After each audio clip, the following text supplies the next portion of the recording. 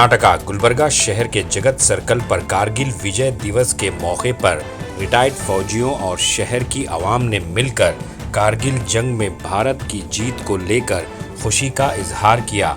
कारगिल जंग को 26 साल हो चुके हैं। हर साल 26 जुलाई को मुल्क भर में कारगिल विजय दिवस मनाया जाता है और उस जंग में शहीद हुए फौजियों को याद किया जाता है। मीडिया के नुमाइंदों से बात करते हुए रिटायर्ड फौजी और दूसरों ने कारगिल जंग के ताल्लुक से अपने तासुरात पेश किए। अतराफ टीवी उर्दू न्यूज़ उन तमाम शहीदों को ताज़ियात पेश करता है जिन्होंने इस जंग में अपनी जानें गंवाकर देश के तिरंगे को झुकने नहीं दिया। तो आइए देखते हैं तफसीली report. Bureau report Atraf TV Urdu news.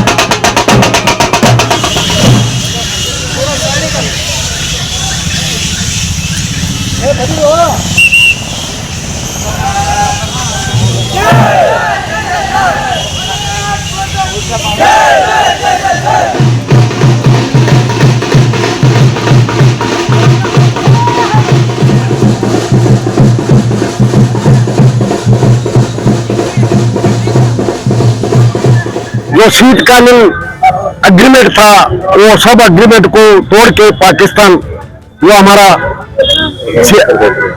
Kargil प्रदेश के टाइगर हिल द्रास में हमारा पोस्टों को ऑक्युपाई किया था। वो जो गाय भैंस चराने वाले, बकरी चराने वाले लोग वहाँ पे जो गौरी बोलते हैं, वो लोग जाके देखे तो वहाँ पे पाकिस्तान के आर्मी वाले प्लस उग्रगामी सभी वहां पे आके पोस्ट में बैठे थे। वो लोग आके हमारा सैनिकों को नीचे जो थे उनको भगाया। तब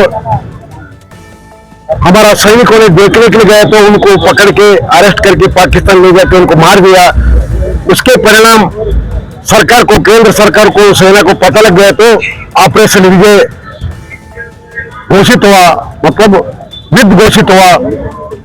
उस युद्ध में हमारा सैनिकों ने पराक्रम से जो पाकिस्तान के कुतंत्री पाकिस्तान जो हमारा पोस्टों पर कब्जा किया था, वो सब कब्जा किया, सैनिकों को मार डाल के उनको पीछे धकेल दिया।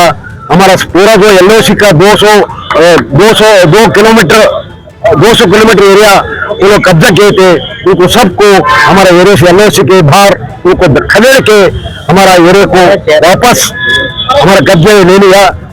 इसलिए ये जो युद्ध हुआ वो आज से 26 साल पहले 26 जुलाई को हम विजय फतवा हासिल किए थे। इसी कारण हम हर वर्ष जुलाई 26 तारीख को ये कारगिल विजय दिवस मनाते हैं। उस टाइम जो प्रधानमंत्री था अटल बिहारी वाजपेयी था, उसका नेतृत्व में भारत जो है पाकिस्तान के ऊपर विजय फतवा हासिल किया। आज तक जितना भी पाकिस्तान के साथ जो वार हुआ, हर एक वार में भारत जीतता आया। तभी भी पाकिस्तान को अकल नहीं आ रहा है। उनको जितना भी कड़े शब्दों में निंदा किया गया वो कम है। वो हमेशा कुतंत्री करते रहता है। वो सामने वार करने का उनका पास धैर्य नहीं है, हिम्मत नहीं है। वो हमेशा पीछे से छोड़ा गोपने का काम करता है। फिर भी हिंदुस्तान उसमें वो पाकिस्तान से बहुत तगड़ा सेना है हमारा। हम किसी भी कारण में भारत का 1 इंच जमीन भी जो है उनको कब्जा करने के लिए नहीं देंगे। आज ही नहीं, आगे भी हमेशा भारत की सेना जो है देश के रक्षा के लिए, सीमा का रक्षा के लिए कृत संकल्प है। आज जो है हम गुलबर्गा में भी ये जो कारगिल विजय दिवस मना रहे हैं। हमारे माजी सैनिक लोग बहुत खुशी से, वीर नारियां और सैनिकों के कुटुंब के लोग बहुत जोश के साथ, और विद NCC के लोग भी आए हैं, सब जोश के साथ इसमें शामिल हुए हैं। सबको आज धन्यवाद देते हुए मैं अपना ವಾಣಿ ಖತಮ್ करता हूं। जय हिंद, जय कर्नाटक। ಕಾರ್ಗಿಲ್ ಯುದ್ಧವು ಭಾರತ ಮತ್ತು ಪಾಕಿಸ್ತಾನ ದೇಶಗಳ ನಡುವೆ ನಡೆಯಿತು। ಈ ಯುದ್ಧವು 1999 ಮೇ 3ರಿಂದ ಜುಲೈ 26 ತನಕ ನಡೆಯಿತು। ಈ ಯುದ್ಧದಲ್ಲಿ ಭಾರತದ ಸೈನಿಕರು ಸುಮಾರು 527 ಮಂದಿ 527 ಭಾರತದ ಸೈನಿಕರು ತಮ್ಮ ದೇಶದ ಸಲುವಾಗಿ, ನಮ್ಮ ದೇಶದ ಸಲುವಾಗಿ ಪ್ರಾಣ ತ್ಯಾಗ ಬಲಿದಾನ ಮಾಡಿ ಹುತಾತ್ಮರಾಗಿದ್ದಾರೆ। ಇವರ ಒಂದು ಸವಿ ನೆನಪಿಗಾಗಿ ಈ ದಿನವನ್ನು ಕಾರ್ಗಿಲ್ ವಿಜಯ ದಿವಸ ಎಂದು ಸ್ಮರಿಸಲಾಗಿದೆ। ಈ ಯುದ್ಧದಲ್ಲಿ ಪಾಕಿಸ್ತಾನಿ ಪಡೆಗಳಿಂದ ಒಳನುಸಲ್ಪಟ್ಟ ಎಲ್ಲಾ ಭಾರತದ ಭೂಪ್ರದೇಶವನ್ನು ಈ ಯುದ್ಧದ ಮೂಲಕ ಭಾರತೀಯ ಸೈನಿಕರು ಮರಳಿ ಹಿಂಪಡೆದರು। ಈ ಯುದ್ಧದಲ್ಲಿ ಕ್ಯಾಪ್ಟನ್ ವಿಕ್ರಮ್ ಬಾತ್ರಾ ಅವರು ನಮ್ಮ ದೇಶದ ಸಲುವಾಗಿ ಪ್ರಾಣ ತ್ಯಾಗ ಮಾಡಿ ಹುತಾತ್ಮರಾದರು। ಇವರಿಗೆ ಭಾರತದ ಶೌರ್ಯ ಪ್ರಶಸ್ತಿಯಾದ ಪರಮವೀರ ಚಕ್ರ ಪ್ರಶಸ್ತಿ ಮರಣೋತ್ತರವಾಗಿ ನೀಡಲಾಯಿತು। ಹಾಗೂ ಕ್ಯಾಪ್ಟನ್ ಯೋಗೇಂದ್ರ ಸಿಂಗ್ ಯಾದವ್ ಅವರು ಕಾರ್ಗಿಲ್ ಯುದ್ಧದಲ್ಲಿ ಟೈಗರ್ ಎತ್ತರದ ಭೂಪ್ರದೇಶದಲ್ಲಿ 16,000 ಅಡಿ ಎತ್ತರದಲ್ಲಿ ಏರಿದರು। ಅವರು ಹಲವಾರು ಗುಂಡುಗಳಿಂದ ಗಾಯಗೊಂಡಿದ್ದರು। ಅವರಿಗೂ ಕೂಡ ಭಾರತದ ಶೌರ್ಯ ಪ್ರಶಸ್ತಿಯಾದ ಪರಮವೀರ ಚಕ್ರ ಪ್ರಶಸ್ತಿ ನೀಡಿ ಗೌರವಿಸಲಾಯಿತು। ಪಾಕಿಸ್ತಾನ ಮತ್ತು ಭಾರತ ದೇಶದ ನಡುವೆ ಏನು ಚಳಿಗಾಲದ ಒಪ್ಪಂದ ಇತ್ತು, ಆ ಸಮಯದಲ್ಲಿ ನಮ್ಮ ಸೈನಿಕರು ಕಾರ್ಗಿಲ್ ಪ್ರದೇಶದಲ್ಲಿ ಟೈಗರ್ ಹಿಲ್ ನಲ್ಲಿ ಇದ್ದಂತ ನಮ್ಮ ಪೋಸ್ಟ್ಗಳನ್ನು ಖಾಲಿ ಮಾಡಿ ಕೆಳಗೆ ಬಂದಿದ್ರು। ಅದನ್ನೇ ಹೊಂಚು ಹಾಕಿ ಕುಳಿತಿದ್ದ ಕಂತ್ರಿ ಪಾಕಿಸ್ತಾನ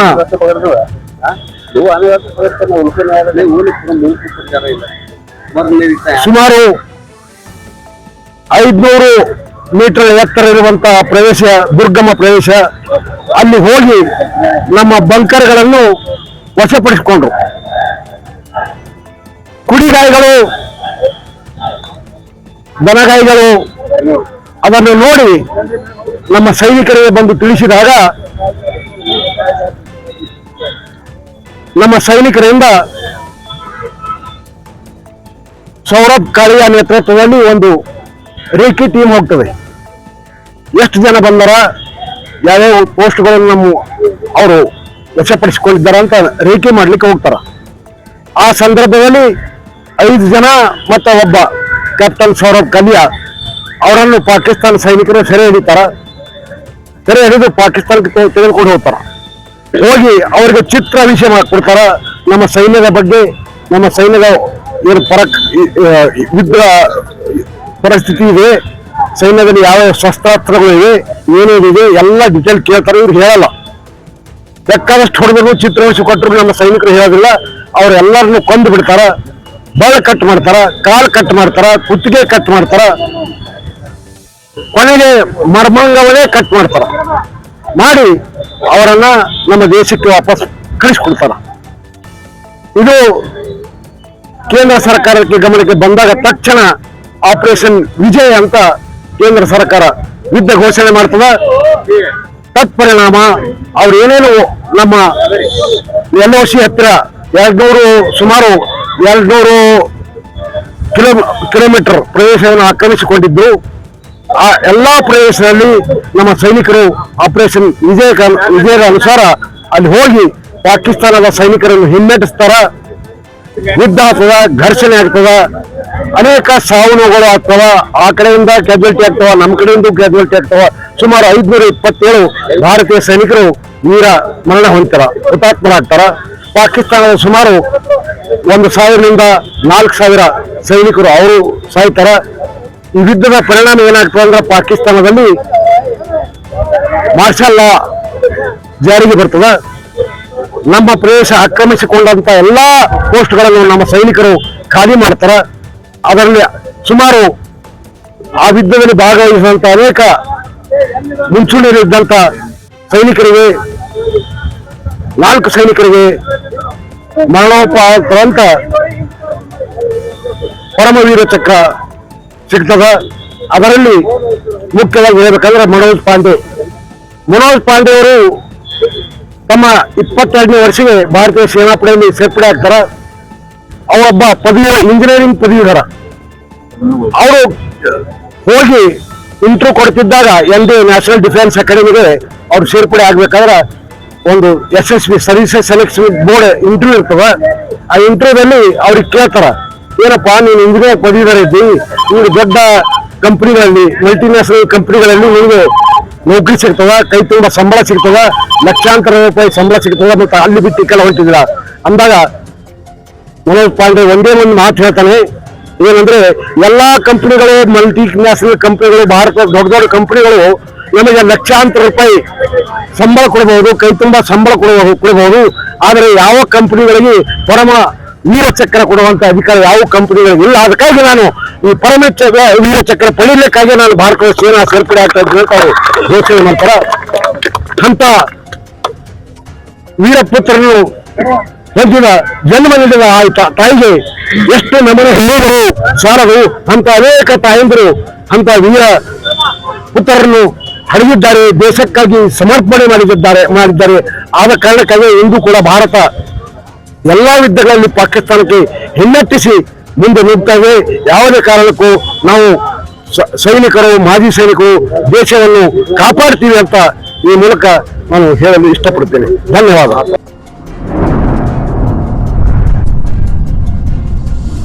अतराफ टीवी, हर बात सच के साथ।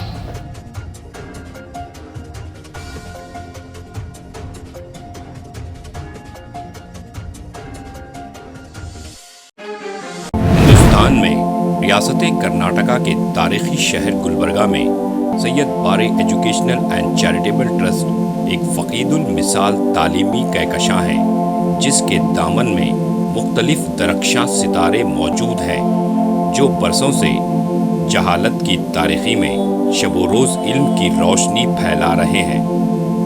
वो चमकते सितारे हैं next generation PU science college, Al Kareem college of school of nursing, Syed Abu Bakar Siddique Syed Bare college of nursing, KBS Kasim Bi Sahiba college of pharmacy and physiotherapy. यहाँ जदीद आलात से लैस लेबोरेटरीज में आला तालीम याफ्ता फैकल्टी जामे तालीम फराहम करते हैं। यहाँ इल्मी और अमली तजुर्बे के साथ तलबा और तालिबात के रोशन मुस्तकबिल के लिए महारत फराहम की जाती है। Syed Bare educational and charitable trust तलबा के लिए इल्म हासिल करने का एक मियारी और महफूज इदारा है, जो नज़रिया और अमली तजुर्बे को मिलाकर हमारे तलबा को इनफरादी क़ुव्वत में कामयाबी के लिए जरूरी महारतें फराहम करता है।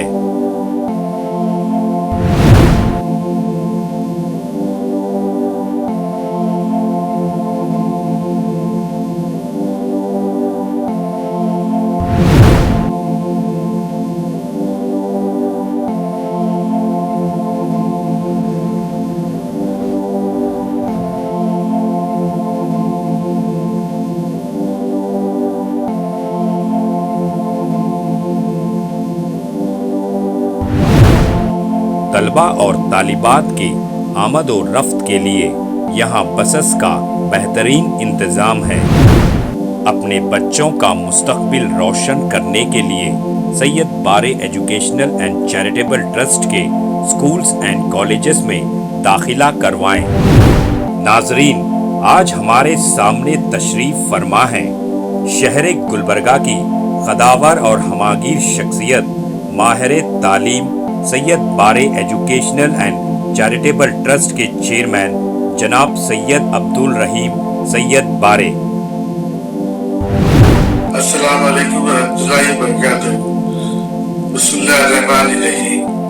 मैं सैयद अब्दुल रहीम सैयद बारे, chairman Syed Bare educational and charitable trust Gulbarga, बादशाहों और जिम्मेदार वालिदैन से मेरी अजीजाना गुजारिश है कि वो अपने बच्चों और बच्चियों को का दाखिला हमारे स्कूलों और कॉलेजों में करवा के उनका मुस्तकबिल रोशन करें। SAR फैंटेसी वाटर पार्क, सारे फैमिली का एंटरटेनमेंट, पिकनिक, हॉलिडे, वेकेशन, सबके लिए बेहतरीन वाटर पार्क।